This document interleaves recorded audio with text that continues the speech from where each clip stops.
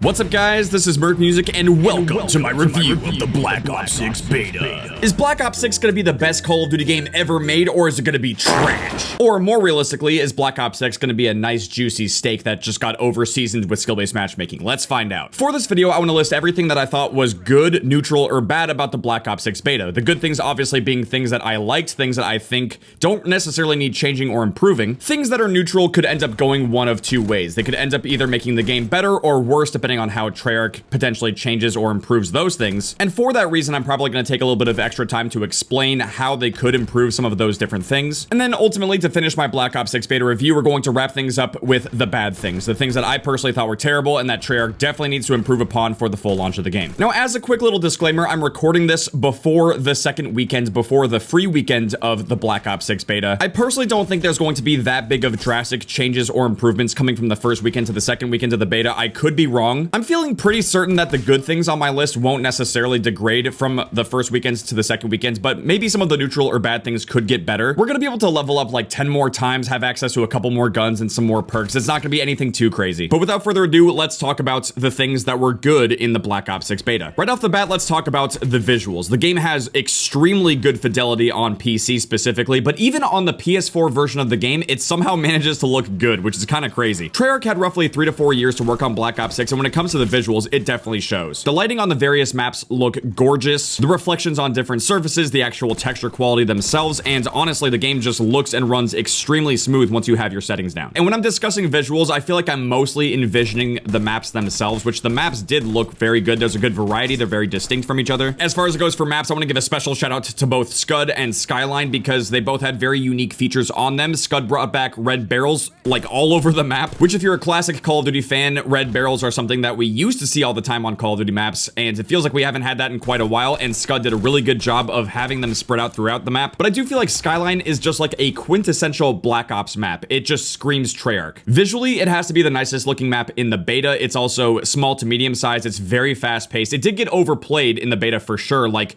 tons of people wanted to play that map more than anything. And since we have map voting and you can also vote for random maps as well, Skyline ended up popping up a lot, and for a good reason. It also has a secret underground path that has a security system that can actually dynamically change the flow of the map. And on top of that as well, they also gave the map a secret RCXD path, which is just, that's so classic Treyarch, classic Black Ops. It really does feel like Skyline is basically the Nuketown of Black Ops 6, which by the way, every single map that we've played in this beta is a brand new map. There's no repeat maps, there's no remasters, at least as of now, which I also think is a big positive. We just played Modern Warfare 3 last year, and most of the maps are just remasters of older maps. So honestly, it's great to be able to play and experience some new maps in a new Call of Duty game. Next up, let's talk about the identity of Black Ops 6. There's been a lot of recent Call of Duty games where people are saying that the games have an identity crisis or they have no identity, but I feel like Black Ops 6 does this pretty well, although as we keep moving forward in this video, it's also going to be something that's in the neutral section. But overall, the identity of the maps were pretty solid. You can very distinctly tell one map from the next. And even though the majority of the weapon names in the game, they're using fake names, they're not using the real weapon names, it's very obvious that Black Ops 6 is taking heavy inspiration from US weaponry as well as Russian weaponry. And overall, everything is very much era appropriate, whether that's the weapons themselves, the operators, which and we will get into that later, but especially the maps and also a lot of the different UI and HUD choices in the game as well. But hey, there's a reason why they call me Merc Music. It's because I like music. And when it comes to the music in Black Ops 6,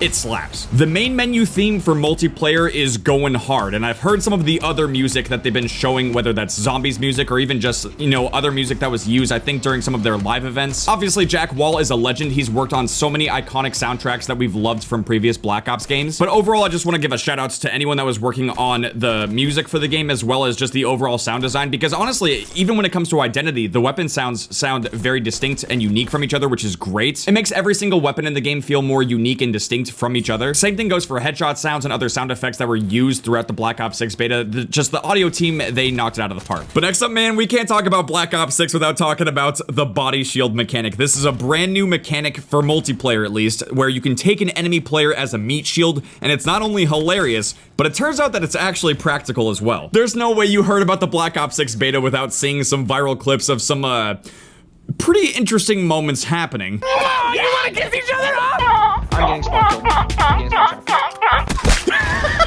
It probably got to the point where some people saw these clips and it was probably too funny for them, let's be honest. Some people on the internet are pretending to be shocked or appalled on someone else's behalf, but realistically, the meat shield clips, they are hilarious. It has easily, hands down, gotta be one of the most fun features we've had in Call of Duty multiplayer in quite some time, and I think, honestly, it might be one of the best features of Black Ops 6 multiplayer so far. Now, obviously, the usefulness of the feature itself kind of needs to be tested because, you know, I would take people as a body shield, but then one of the enemy teammates would just end up killing me relatively quickly, and it didn't really feel like I had a body shield at all times. But on the flip side of the coin, I've also seen clips of people taking someone as a body shield, and then they go on to get like a quad feed, spraying people down with the Jackal PDW, and then they execute the person that they were holding as a meat shield. So maybe I'm just a scrub, maybe I didn't have enough luck when I was using the feature, but overall, the premise of the body shield feature is that if you can get behind an enemy, if you tap your melee button twice, you can take them as a body shield, and you can either quickly execute them on the spot, or you can do a full-blown finishing move. But once you have them in the body shield animation, they cannot do anything at all, except for maybe turn off their PlayStation or Xbox. They would have to rage quit the game in order to get out of the body shield feature, which actually, I have seen some clips where people do that, but that's mostly because once you take an enemy as a meat shield, it automatically turns on prox chat, like you can hear the enemy player and you can also talk to them as well. And that, ladies and gentlemen, that VoIP feature where you can talk to the enemy and they can hear what you're saying, that is why this is the most goated feature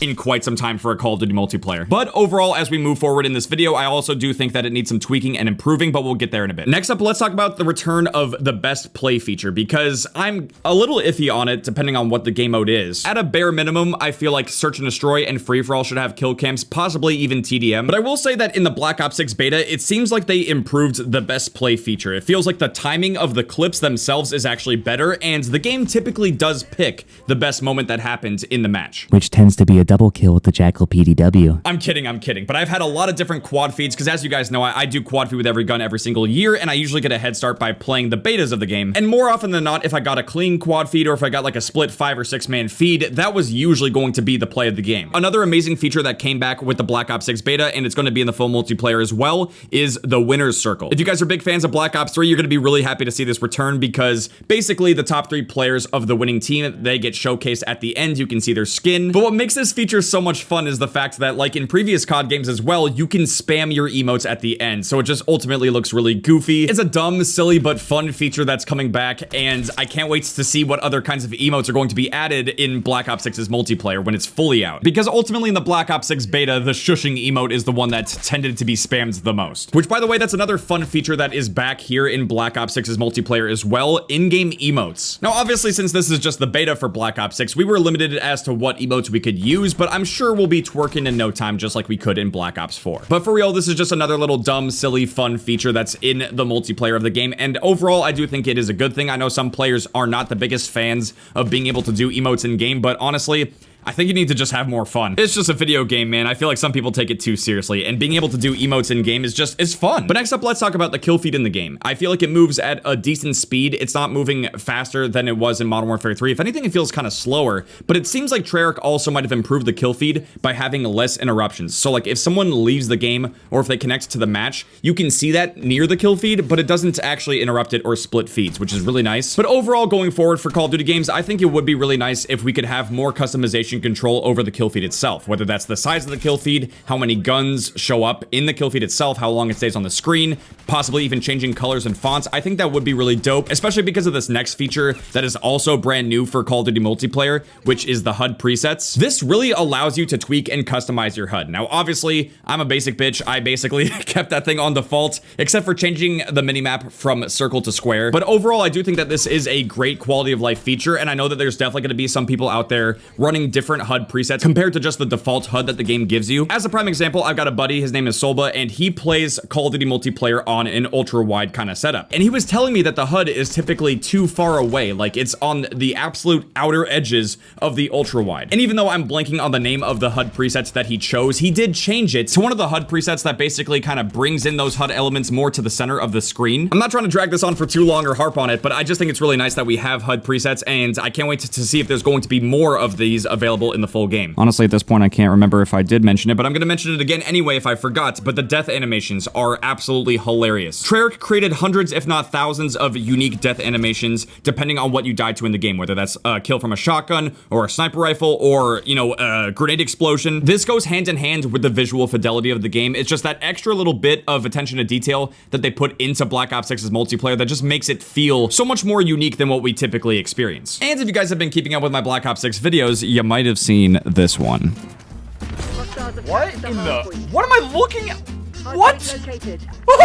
Absolutely hilarious, man. Now, for controller players, this next one might not sound as great. I know that keybam players are having an absolute field day with this, and it is the reduction of rotational aim assist. I think it's at like 3 meters or less. If an enemy player basically sprints right past you or dives or slides right next to you, rotational aim assist on controller is not going to kick in, which basically means that the game is not going to turn for you, which massively increases the competitiveness of super close range gunfights. And that really does help level the playing field between 40-year-old dads playing this game on their 65-inch plasma screen TV after a long day at work versus us PC elitists who are playing on our perfect $10,000 PC, sitting in our perfect $10,000 gaming chair with our $10,000 keyboards and mices. Yes, this is just a joke. But overall, I do feel like this is a good change. I play Call of Duty on both controller and keyboard and mouse, and the aim assist has gotten kind of out of hand, a little too strong in recent years. It makes playing other games on controller feel worse, and overall, I do think it's good to see some kind of reduction in aim assist on controller. But guys, this is it. This is the last good thing I have to say about the Black Ops 6 beta. This is the last little bit of glaze going on that jelly donut, and it is classic perks and the specialty perks in Black Ops 6. I really do like that we have what feels more like an actual perk system in the game versus, you know, like the boots and gear and gloves in Modern Warfare 3. It just feels right, man. It feels good to have blue, red, and green perks coming back, but at the same time, if you pick all red or all blue or all green perks, you're also given a little specialty bonus. You get an extra perk, and depending on which one you pick, it gives you a pretty massive bonus. Throughout the first weekend of the beta, I basically exclusively ran all red perks because that essentially gives you quick fix. There's no other way to really get quick fix in the game, and since the default health regen is a little slow, it feels like, it's nice to have quick fix in the game because then you don't feel like you have to run stim shots as a crutch. But JDs and gentlemen, that is gonna do it for the good section of the video. Now let's talk about the neutral. We're actually gonna be going back to the identity of the game. I know that I said it was a positive thing, and it still is. However, I do wanna talk about the operators and the weapon blueprints that you get for pre-ordering the Vault edition of the game, because it makes the game feel more goofy and less serious. I'm not saying this is necessarily a deal breaker. I mean, on Modern Warfare 3 last year, there were all kinds of ridiculous skins, and I bought quite a bit of them because they were fun, they were goofy. But just because it's not a deal breaker for me personally doesn't mean that it's not going to be a deal breaker for someone else. And if someone sees, you know, like a Brutus skin or a Klaus skin running around the game, sliding all over the place with their shiny, fancy, you know, Jackal PDW pre-order blueprint skin, that might make them not want to play the game. If they see some ridiculous goofball going around the game in these wacky skins using their wacky guns, it might be a little bit of a turnoff for some players. And overall, since this is the beta of the multiplayer, it almost kind of feels like they're trying to initiate us, like they want us to have that expectation that this game is not going to have super serious milsim Black Ops operators. Like, no, we're probably gonna be getting clowns and anime skins in a matter of months. And that's why I'm kind of conflicted, like that's why I don't think this is a fully bad thing, because they're kind of being honest about what the game's going to turn into in a matter of months. But I think it goes without saying that seeing anime skins and all these flashy animations and blueprints, at least for some of the guns, it is definitely going to break our immersion. Okay, so that's it for identity. Now let's talk about the body shield again. I know, I praised this. I said it was like the most goated feature, right? However, it is kind of inconsistent on controller, at least. There were a number of times when I got behind an enemy player and I tried to click the button twice, and instead it would just melee the guy once in the back, then he'd turn around and I'd either finish him off and kill him or he'd kill me. Kind of embarrassing. Not gonna lie, it kind of sucks when you have that advantage and you have the ability to do it, but the input itself isn't actually working. I think a simple solution for this would be if there's a way to rebind the ability to take someone as a body shield on controller, like if there's a different button you could click. Because I will say, on keyboard and mouse, performing a body shield was way easier because you can actually just bind it to a specific key. When I was playing the Black Ops 6 beta on keyboard and mouse, I didn't have to click my melee button twice. I just programmed it to one of my mouse buttons. So yeah, it would be great if they could try to improve this for the full launch of the game. Next up up is the builds feature in the game. It seems like a good feature once you kind of understand it and once you played around with it, but at first I just straight up found this annoying. I had multiple classes with the same sniper. Like as a specific example, I wanted to make multiple classes with the LR762. I wanted to have a class for just regular reg scope quick scoping. I wanted to have a red dot sniper, and I wanted to have one where I would increase the bullet penetration and the hipfire accuracy so I could go for like crazy diving no scopes and stuff. I had made 3 different classes for 3 different playstyles of sniping, but for some reason it kept replacing all of the attachments for all of the builds. And dude, I was so confused because I hadn't even made a custom build up until that point, but it just kept copying my attachments no matter what I was doing. I feel like as time goes on, this feature will make more sense and it won't be as confusing to idiots like me, but I do feel like this could be a pain point for some of the dum-dums that are playing the game, and maybe Treyarch could have some kind of quick little tutorial or an explanation of how to actually use the builds feature in the game. Because at first you're gonna find it pretty annoying, but once you figure it out, it's not that bad. Next up, let's talk about the time to kill and weapon balance in the Black Ops 6 beta. Now, I'm sure some of you guys would have probably found this to just straight up be in the bad section. Without a doubt, for the first weekends of the game, the Jackal PDW SMG dominated the entire game. And what's ironic about that is that it apparently has a slower time to kill at its maximum damage range compared to the C9, which is basically the MP5 of the game. However, that doesn't really tell the full story of the Jackal PDW. It was clearly head and shoulders above everything else in the game in terms of its damage range performance, its overall ease of use. I mean, dude, it's the first default class that you get in the Black Ops 6 beta. It's one of the first guns that everyone gets their grubby little paws on, and once they touch the gun, they're not going to get their paws off. Now, I have seen some tweets that are implying that it's going to be nerfed for the second weekend of the beta,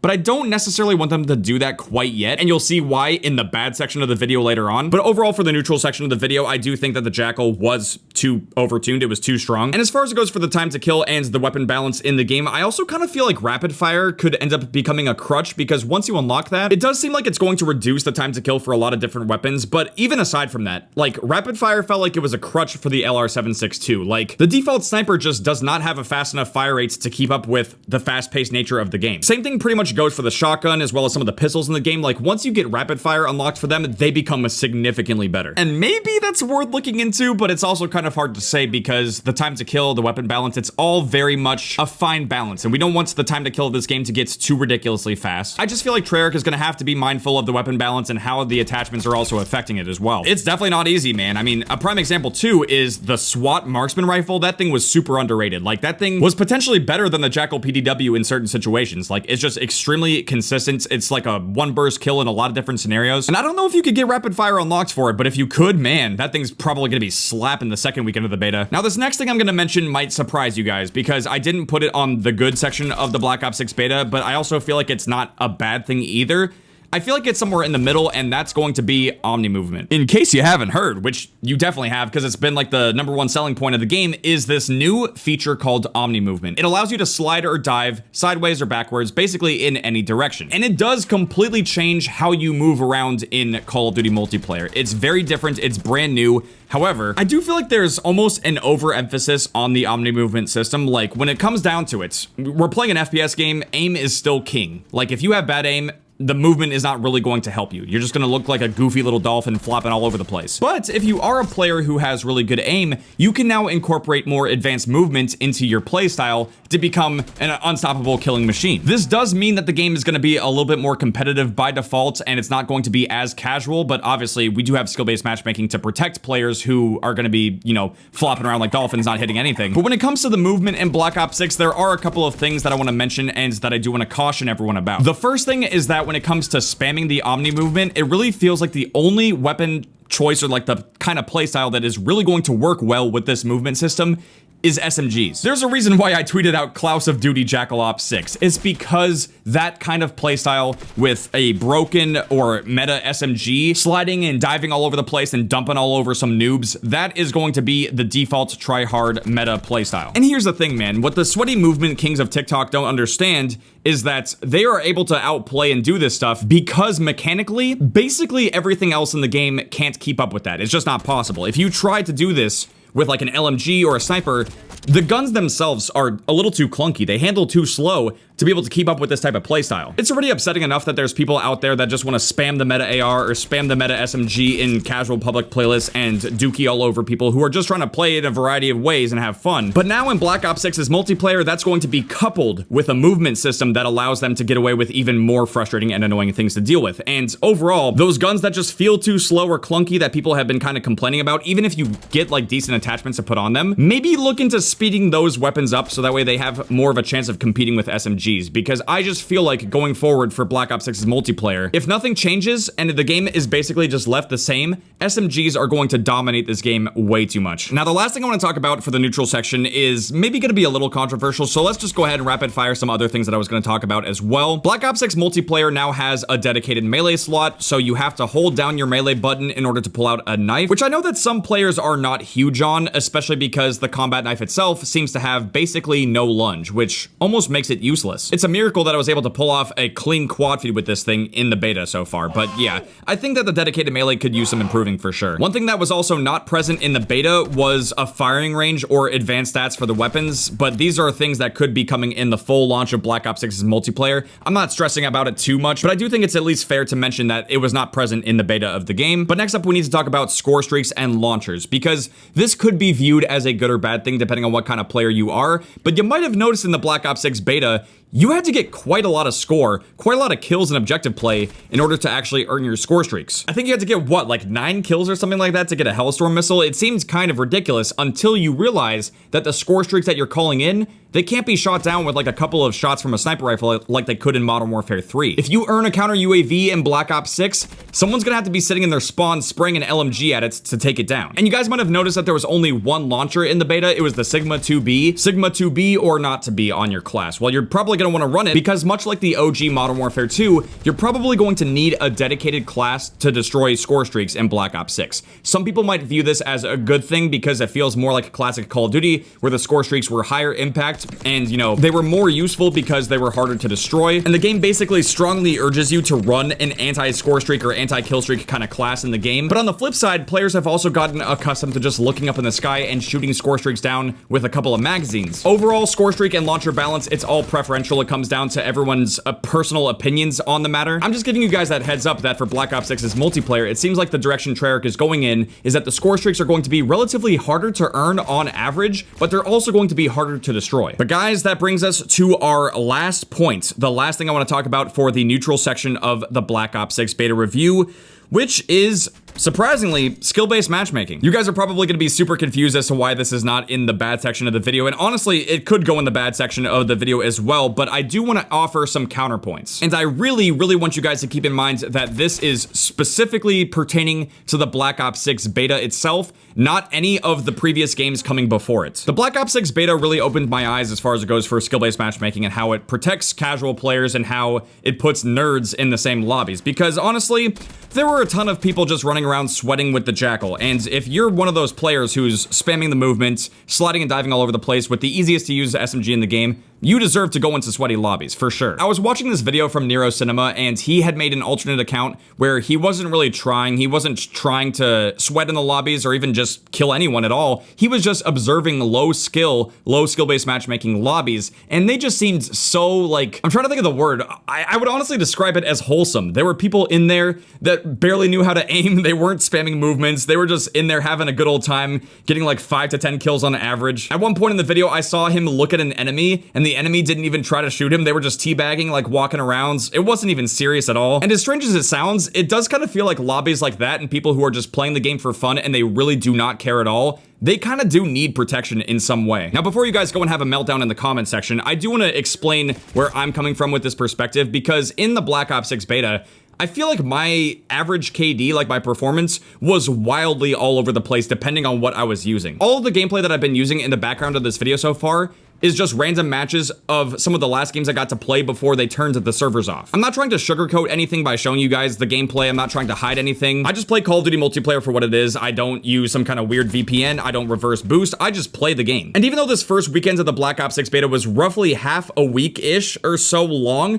I got to try out all kinds of different playstyles, man. I was going pistol only. I was running, you know, non-meta SMGs. I was sniping, quick scoping, using just the launcher, even going melee only. So I try to use use and play the game in all kinds of different ways. And I'll say this much. If you're one of those in-between players like me who wants to go around and snipe, but then the skill-based matchmaking messes you up and you go like quadruple negative, but then the second you decide to pull out an SMG, you're dropping like a 2 or 3 KD, this game is not going to be any different than previous Call of Duty games. Even to this day, skill-based matchmaking is not smart enough to understand that if you're going around quick-scoping, you're going to do worse on average. And it can lead to this really weird, inconsistent experience where you try to go around sniping or use something that's off-meta and it's not very good, and in general, you end up performing pretty poorly. So then the game's skill-based matchmaking thinks that you need easier lobbies, but by that point in time, you're getting so frustrated of dying over and over again with something that's not that good that you eventually switch to a weapon or a weapon class that is better, and then you go ahead and stomp everyone, and then the game's like, whoa, hold up, you're too good. We need to put you back into the sweaty lobbies, and then once you get the sweaty lobbies, you're trying to snipe again, and it's this weird cycle, man. Overall, at the moment for Black Ops 6's multiplayer, I just feel very conflicted about skill-based matchmaking, because it feels like weirdly enough, the game needs a system like this in place to protect really casual players. Overall, if you want to play a multiplayer game that is kind of similar to Call of Duty in terms of gameplay, you can always try out X-Defiant. It's free to play and it doesn't have skill-based matchmaking in casual public playlists. But if you're one of those players who doesn't really want to do that, then you're going to be stuck with Call of Duty and you're going to just have to play through it. That's just how it is. I mean, it's been this way since Modern Warfare 2019. Skill-based matchmaking is obviously going nowhere. It's exhausting to keep talking about it because it's just not going to change. However, I do want to say one thing that is different this time around about Black Ops 6's matchmaking, and I actually did give this suggestion to Treyarch, and it feels like they might have actually listened, which is the speed of the matchmaking itself. I don't know if you guys might have noticed this, but I absolutely noticed this in the Black Ops 6 beta. It felt like the matchmaking times were a lot faster than what we've seen in the past. Now, I don't know if this is just because the game seems to be more popular, there's a lot more people talking about it and playing it, but it felt like the matchmaking times were actually faster on average. Some of the lobbies themselves didn't even fully disband. I actually had some non-disbanding lobbies in the Black Ops 6 beta, and this was a massive improvement. I gave this feedback to Treyarch when I got to play the game early. I straight up told them that if there's nothing that they can do about skill-based matchmaking, they should at least try to improve the matchmaking times,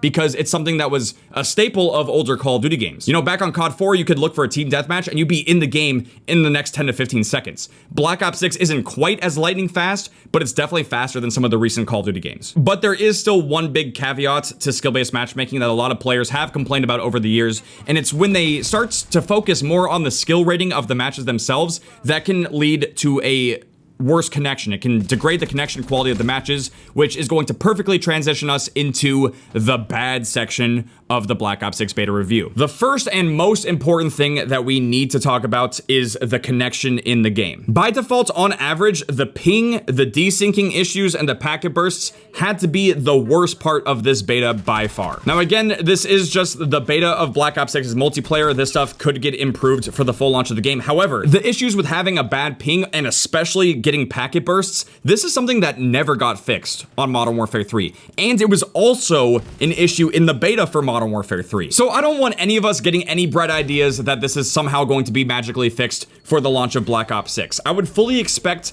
packet bursts and bad ping, the desyncing, all of this stuff to still be an issue when the game is fully out, which is why this is my #1 complaint. It's the #1 thing I'm mentioning here. Treyarch, please fix the servers, dude. I really don't think any of us want to have to go through an entire year of Call of Duty multiplayer, constantly lagging all over the place, having the packet burst straight up freeze our game temporarily. Like, they really need to get this sorted out. I'm slightly hopeful that this might get improved for the second weekend of the beta, because they specifically mentioned that they're looking to improve server stability for the second weekend of the beta, and I'm sure for the launch of the game as well, but I just have to mention it, man, because it was the worst part of the beta for sure. Next up, let's talk about the banning system in the game, or even just the reporting system. There was this really weird issue where if you just simply played the Black Ops 6 beta because you had Xbox Game Pass, you just got banned. I don't even know how to comprehend that. Like, there's so many Xbox players that have a Game Pass subscription that were looking forward to trying this and playing it out, and a lot of them just ended up getting banned. Now, I know that they were looking into this, and I would at least hope and assume that they'd have this fixed. But that's kind of crazy, man. And I think in general, there seems to be an issue with false bans on newer Call of Duty games, without a doubt. I've mentioned this solution before, but I'll say it again. I think the best way that they could try to combat this is to get rid of spam reporting in the game. It's honestly really gross. You should really only be allowed to report someone once, have that report go through, and that's it. You should not be able to just sit there on a menu reporting someone 50 to 100 times over again because you just want them banned so badly, you know, because they killed you like 3 times. That's what I'm saying. It's just so stupid. The ability to spam report someone for any kind of minor inconvenience is just terrible. They need to get rid of the ability to just sit there on a screen and spam report someone over and over and over again. Now, with that being said, though, I see you guys out there cheating with your unlocked tools and your aimbots and all your wall hacks and stuff. There are people out there legitimately cheating and hacking in newer Call of Duty games, and all I gotta say to those people is fuck you. Get a goddamn life, go outside, touch some grass, look at the sun. I'm telling them to do that because they don't know what the sun is. If they look at it, they'll go blind, which they deserve if they're cheating. Whew, okay, man, our second to last bad thing in the Black Ops 6 beta might kind of surprise you guys, but it's going to be FOMO. The feeling of missing out on something. No one likes that, but guess what? It could actually be a really big issue for this game. The first weekend of the Black Ops 6 beta is not free. You either have to pre-order the game or you have to have some kind of version of Game Pass, whether it's the Xbox or PC Game Pass. You have to spend some kind of form of money to get in, unless of course you want a beta giveaway code or something like that. And I know you can refund the pre-order or you can refund Game Pass, whatever you gotta do to not spend money on the game, but still, it's not the same as having a free beta. And the reason why I'm mentioning this is because for all of us that did pre-order the game and we plan to actually spend money on the game, we paid to get early access to a version of the game that had a broken gun. We're talking about the Jackal PDW, right? And for every sane, normal Sigma male like myself that goes around and doesn't spam the most meta SMG in the game, there's going to be 9 TikTok movement kings that are not doing that, and instead they are, you know, spamming Omni Movement and using the Jackal so they can get their movement clips, right? Since Treyarch wants to do some weapon balancing, there is always the chance that by tomorrow the Jackal PDW could be nerfed in the free open beta.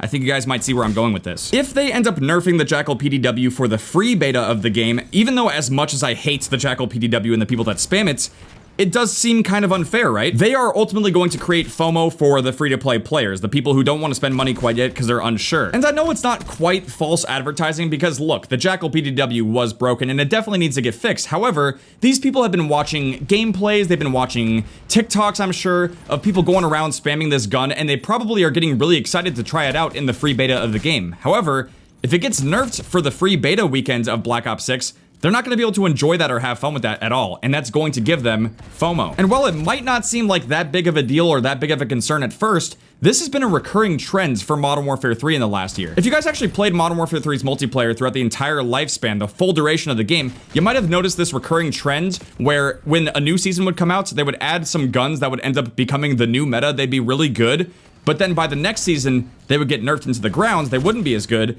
And then you'd have to buy the next Black Cell Battle Pass. You'd have to spend money to get access to the next set of new guns that are good before they eventually also get nerfed later. And then you have to keep buying basically the next meta for the game. This creates this kind of strange and honestly kind of messed up cycle where if you're more willing to spend money before someone else does, you can get in on the secret. You can get the meta before someone else does. And if you're one of those players that's trying to be patient, you're trying to wait to be able to play and experience these things, you're kind of actively being punished for sitting around and not buying it before everyone else does. I'm really not liking this as a trend for Call of Duty. It's something that you see a lot with mobile games as well. They try to create FOMO. It's something that's designed to increase player retention and also get them to spend more money. So overall, in this specific scenario, if we tie this back into the Black Ops 6 beta, I would kind of be disappointed if they nerf the Jackal for the second weekends for all the people who haven't spent money, for all the people who are essentially free to play at this point. Now, obviously, when Black Ops 6 fully releases, yes, you're gonna have to spend some kind of money to play the multiplayer of the game. I'm just calling it for what it is. And finally, guys, the last bad thing I want to talk about for the Black Ops 6 beta was the spawns. Now, I feel like this could have ended up in neutral because they're going to keep working on the spawns, and honestly, since every single map that we've played so far is a brand new map, they have to actually create the spawns basically out of thin air. They need to create the flow. They didn't inherit these maps. These are not remakes. These are not remasters, so they don't have a spawn system to work with. So it's probably going to take them quite some time to figure out the spawns. And just so you guys have more perspective as well,